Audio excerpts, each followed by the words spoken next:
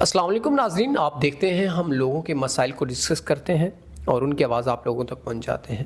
یہ پہلے آئیں، جہیز کی وجہ سے ان کا رشتہ ریجیکٹ ہوا، اس کے بعد میڈیا پہ نکاح کا پیغام دیا، بٹ لوگوں نے ان کو غلط فرمائشیں کیں، یہ کرو وہ کرو تب جا کے نکاح کریں گے۔ آیا کہ بحیثیت مسلمان ہمیں یہ زیب دیتا ہے؟ یہ ہم سب کے لیے سوالیہ نشان ہے۔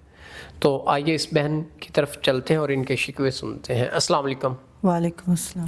اچھا بہن، آپ مجھے بتائیں کہ پہلا تو آپ کا جہیز کی وجہ سے مسئلہ ہوا، دوسرا آپ نے ایک پوزیٹیو اس سوسائٹی کے لیے میسیج دیا نکاح کا، مین کہ آپ نے زنا سے بہتر نکاح کو ترجیح دی، بٹ لوگوں نے آپ کو بہت نیگیٹو مین کے رول ادا کیا لوگوں نے، تو کیا آپ سے فرمائشیں کرتے تھے؟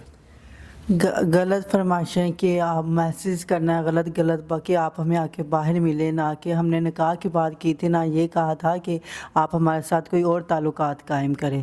پہلے ہم ذلیل ہوئے، ہمیں تنگ کیا گیا جہیز کی وجہ سے، اس کے بعد پھر اگر پیغام نکاح کا جائز دیا سنتے رسول کے مطابق، تو اس کے بعد یہ صورتحال کا سامنا کرنا پڑ رہا ہے۔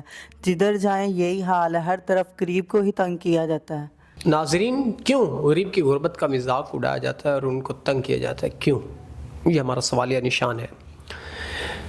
اب یہ بہن مجبور ہو کر آئیں، ان کے جو بھی حالات زندگی تھے، یہ پردہ دار بہن ہے، آپ نے باقاعدہ دیکھے پچھلی ویڈیو میں بھی ان کے گلوز تھے اور اس میں بھی یہ پردے کا خاص خیال رکھتی ہیں، اور اگر انہوں نے نیکی سے بہتر زنا کو سمجھنا ہوتا تو یہ کر سکتی تھیں، مگر میں اس کو اپریشیٹ کرتا ہوں، اس بہن کو سلام پیش کرتا ہوں، اس کی عظمت کو، اس کے کردار کو، کہ اس نے زنا سے بہتر نکاح سمجھا۔ لیکن ان بھائیوں نے ان کا جینا حرام کر دیا جو فحاشی پھیلانا چاہتے ہیں، جو گندی سوچ کے مالک ہیں۔ انہوں نے ان سے بہت نازیبا قسم کی ان کو ویڈیوز، تصاویر بھیجیں جو کہ زیب نہیں دیتا کسی بھی عزت کو۔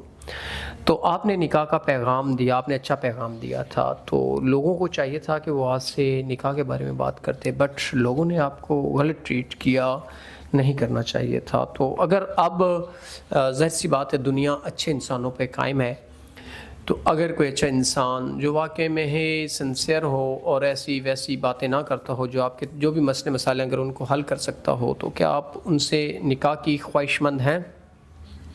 پہلے بھی یہی بات ہوئی تھی تو ہم نے کہا تھا کہ چلے ٹھیک ہے، لیکن اس کے بعد اب پھر جو صورتحال ہوئے اس کو تو دیکھ کر پھر یہی ہے کہ نہ ہی بندہ شادی کرے، اس سے تو بہتر ایسا ہی ہے نا۔